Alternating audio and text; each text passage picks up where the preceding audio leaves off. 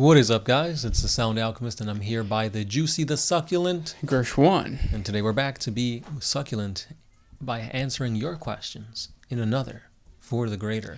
This is a video series where we answer the questions left by you, the viewer. If you have a question for us, comment down below. Put question in front of your question because we get to those questions first. We should make pants that instead of saying juicy on the back, say succulent. Succulent. And have like Sylvester. From Looney Tunes? Was a succulent succotash? Or what's he say? I don't remember. I think that's one of the characters I didn't really watch. Because isn't Sylvester the same one? Was he the one trying to eat Tweety, or was he the one that was always kissing that... No. That's Pepe Le Pew. Ah, okay. Yeah, he was trying to eat Tweety. This question comes from Doomy330. We did the Greater WAAAGH. We did all that stuff. We did the Greater WAAAGH, but we didn't explain what it is. Oh, this is a video series where we answer the questions left by you, the viewer. If you have a question for us, comment down below. Put a question in front of your question because we get to those questions first. There's what Doomy330 has done. Orks, as some boys are born with innate understanding of technology, can that go as far as them being able to operate or modify advanced tech from other races, maybe even Necron stuff? Yes. However, they don't really they'll tinker with it to the point where it's destructive. It's really, really destructive. So, let's take gauze weaponry, for example. They will get rid of everything that prevents the gauze weapon from harming the user, which is everything. If you check out our 40 facts on I think it's the basic weapons of 40K or something like that. Gauze weaponry is probably the most dangerous and most volatile type of weapon in 40K. So when an orc gets a hold of it, he's going to hurt himself. And when it deatomizes things, there's no second chance. But that's okay though, because that's what the orcs want. So it will work for the orcs' purpose of destroying the enemy, but it's also going to destroy him. Right. Yeah. And it's if an orc sees that, he's going to be like, whoa, this guy just got vaporized. Let me use it. Yeah, me next. Yeah. Yeah. I mean, anything an orc can get their hands on, they can pretty much mix, mash, and make it their own. Looted wagons. Did they come back or no? Yeah. I think it's a supplement. Well, I actually don't even know. But yeah. Yeah, so it was a thing where, even rules-wise speaking, it'd be like a Lehman Russ tank with just a bunch of orc parts on it. Right. And you could do that with any type of vehicle in 40K, depending on how creative you are. Yeah. So, yeah, definitely yes on that question. Next question comes from... I got a two-parter, kind of. So it's two comments by Christopher Hobbs, but I'm going to make it into a question. His comments are... All of life's problems can't be solved with ample and accurate applications of high explosives. Tell that to the orcs. Because no plan ever survives first contact with the enemy. I don't think that's right. Because the more explosives and the more DACA you have has been known to win wars with the orcs. And the second part, no plan ever survives contact with the enemy. I don't think that's the case because that often involves human error or human emotion beliefs. But if a space marine comes up with a plan, they're going to enact it no matter what. And since there's no error, it'll eventually work if it is a sound plan. Right. Yep. I 100% agree because that's orc logic. I guess, yeah. If life don't work, hit it with a bigger stick. This next question comes from the big one. Can a space marine sentenced to death by his chapter? Can he be sentenced to death by his chapter? He can, and it has happened. But more than likely, they'll just send him on a penitence crusade. I think that happened to one of the Crimson Fist dudes. Cantor, maybe? Because he was on his own for a while. Yeah, that might be it. But yeah, usually they're just they're sent into exile. They're told go hunt this person down, go collect this, basically go apologize for your sins and then come back. Yeah. They don't expect them to survive. Or go into the warp and don't come back. And it's literally you're fighting till your death. Yep. On the very rare occasions they'll send them to the Death Watch or something like that. Yeah. Because killing a space marine that's too many resources going for naught. Right. Because, even, with mutations, if you've got, the Red Thirst, the Black Rage, they don't outright just kill you. They usually keep you chained up and just let you do your damage before it's the end. Yep. Next question by Shadow Cell. If a Chaos God exits through time, regardless of when they are born, shouldn't that mean that the Chaos God of Order should already exist, aka the Emperor of Man? Yes and no. Like, for you to understand how time works in the warp and how it doesn't work is like an ant trying to figure out how to play 40K. Right. It's unfathomable. Right. And the whole thing with there's a birth of a Chaos God, but then they can it doesn't make sense. Time. Yeah. This question comes from Gofaria Rebels. What up, guys? What up? ¿Qué tal? My question is, since it's spooky season, any Space Marine chapter or other being based on Halloween? I was going to say the Exorcists, but they're not based on Halloween. They're just... It's a badass name. Yeah. That's also the name of a Sisters of Battle vehicle. The Exorcist, I believe. Yeah. I think the Raven Guard are very close to Edgar Allan Poe's poem and all that kind of. We talked about this in the last episode. Right. But yeah, that and the Night Lords. The Night Lords are spooky. Because they're criminals that'll flay you alive. They're Chuckies. But instead of being put into a doll, they're put into a demigod body. Mm-hmm. That's kind of scary. A little bit. Yeah. I don't think, most Space Marines, even Chaos Space Marines, they're not really focused on, Halloween themes, for that matter. But stay tuned, because we got Halloween, and there's a bunch of stuff, and creepypastas focused around 40K and Halloween. So even check out last year's. I go through, a whole bunch of, famous monsters and themes, like the Mad Scientist, Frankenstein's monster, zombies, and how those are integrated into 40K. So check out 13 Days of Halloween 2020. I believe that's the name of the playlist. It's on the channel. Mm-hmm. Or watch creepypastas. That'll get you in the mood. Yeah. This next question comes from Jeffrey Wolf. Is there a Home Depot with various STCs in 40K in ancient Illinois? LOL. Illinois doesn't exist. In the 40K universe, it has to. It's the Great Lakes. The area where it is probably still there, but... It's the land of Lincoln. The Bible Belt? It's not the Bible. It's not. Most people here don't even believe.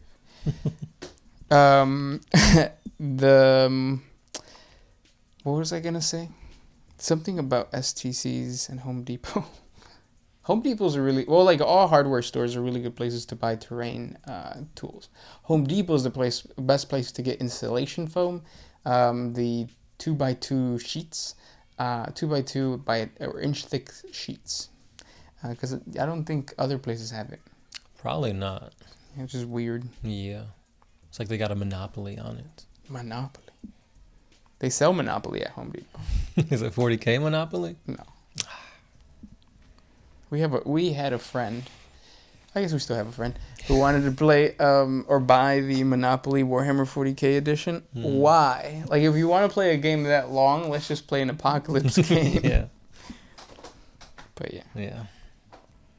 This next question is by Doomy330. Orks. As some boys are born with innate understanding of technology. I think we did that already. Oh, yeah? Yeah. Oh, that's true. Yeah, when we were talking about Necrons. Yeah. Sorry, the Doomy got... they got me This next question comes from Adam Lee. If they must bring back Sanguinius, what do you think to the Emperor becoming a god in the warp and his lost son's demon prince equivalents? If Sanguinius is brought back, what do you think of the Emperor becoming a god? I don't think that necessarily connects. Right. I don't think just because Sanguinius is coming back, then that means that the Emperor is going to become a god. True. Yeah. Yeah, because, the Emperor has brought back other people from the dead, like saints and stuff like that. Not all of them, but like Saint Celestine, whenever she dies, she gets resurrected. But yeah, that hasn't proven that the Emperor is becoming a god. She does venerate, like the Sisters of Battle and all of them venerate him as a god, right, as does most of humanity. So, yeah, it would seem that way, but I don't think that necessarily means that. Right. And what do we think of him bringing back? I hate the concept of bringing back Sanguinius because it kills the whole Horus versus Sanguinius and Horus killing Sanguinius thing. His sacrifice and all that. That doesn't mean I wouldn't buy a Sanguinius model. Yeah, it's a love-hate relationship. Yeah. This next one is by Dagonisorian. Being so anti-faith, aka atheist, there's no real way that the Emperor could guess how much the Imperium could degenerate so much into a technologically stagnant, hyper-faithful civilization worse than what was seen during the Dark Age of technology. Sure, he probably planned some backup plans like the Golden Throne to keep the Astronomicon lit, but surely not for 10,000 years.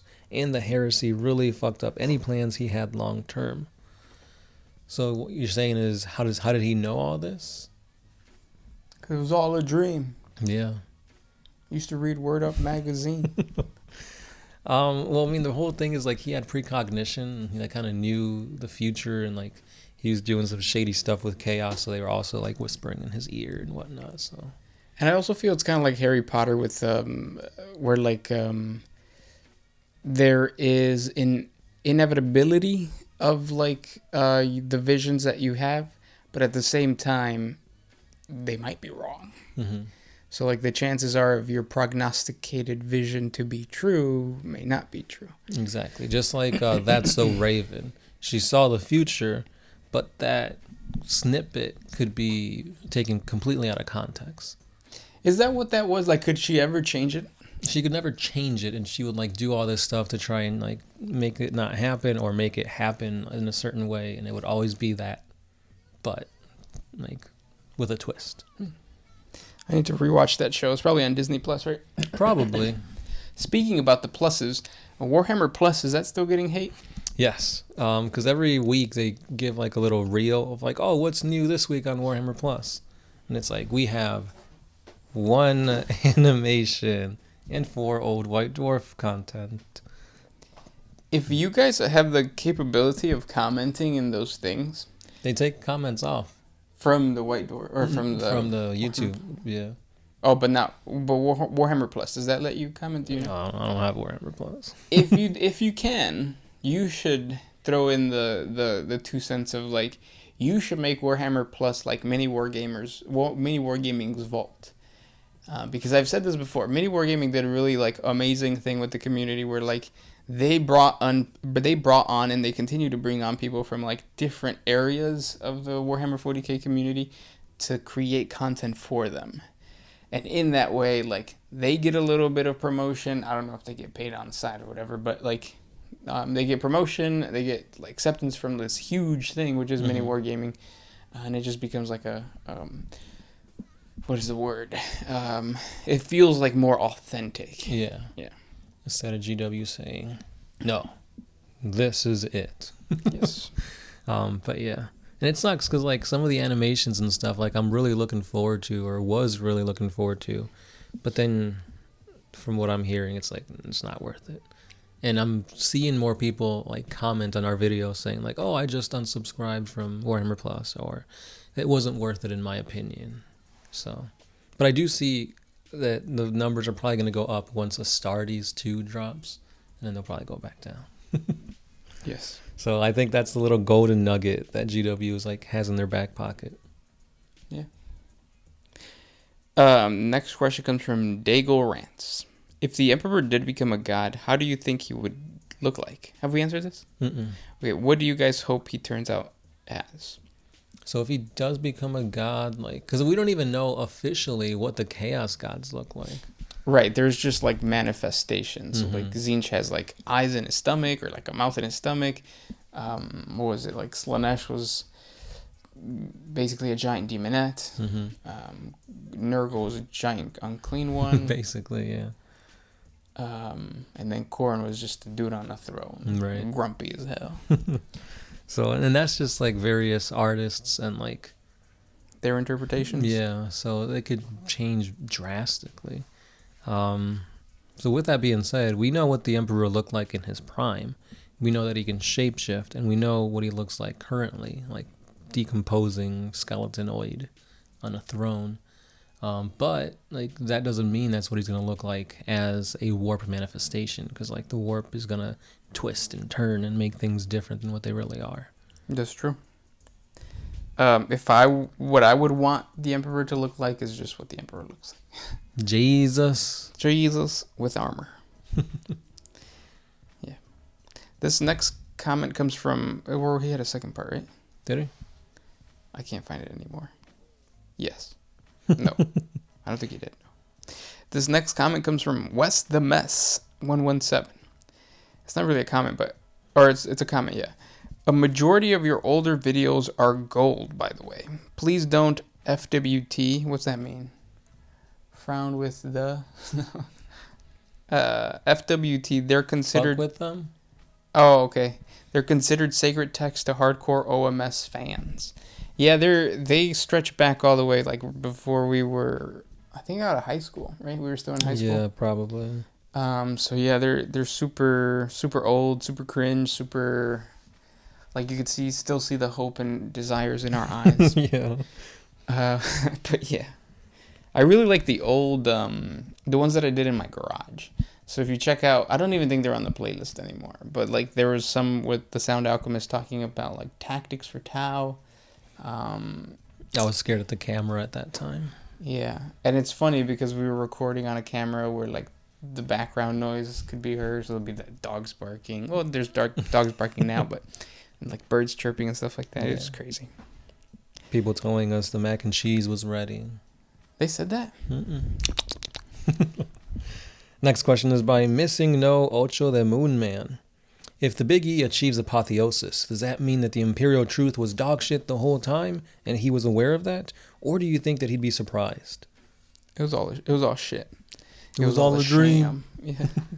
Well, no, because like the Imperial Creed, wasn't that kind of like brought up through the teachings of Lorgar and whatever? The like Tissio Divinatus. Yes.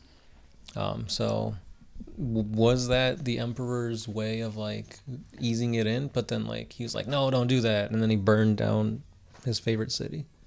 Could be. Yeah, maybe that was just all a means of like getting the right pieces in place, where it's like Lorgar is going to become like the secret hope of humanity, but I have to make him go chaos. Right. Yeah. So who knows? And then he does have a second part too. How would the literal God Emperor affect the performance of his servants, military and civilian? My bad, boys. I know it's a big one.